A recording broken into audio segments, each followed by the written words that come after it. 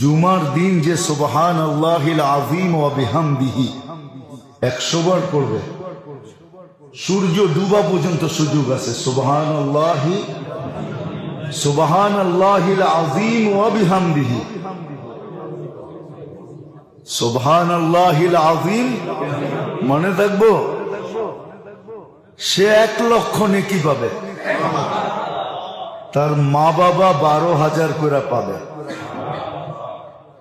কিতাবে লেখা আছে, এক ছেলে পড়তো, কিছুদিন পরে মা স্বপ্নে দেখছে, তো মা বলতেছে, বেটা তুই যে পড়তেছিলি প্রত্যেক জুমায়, আর আমি 12,000 করে পাইতেছিলাম, আজকে পুরা হয়ে গেছে।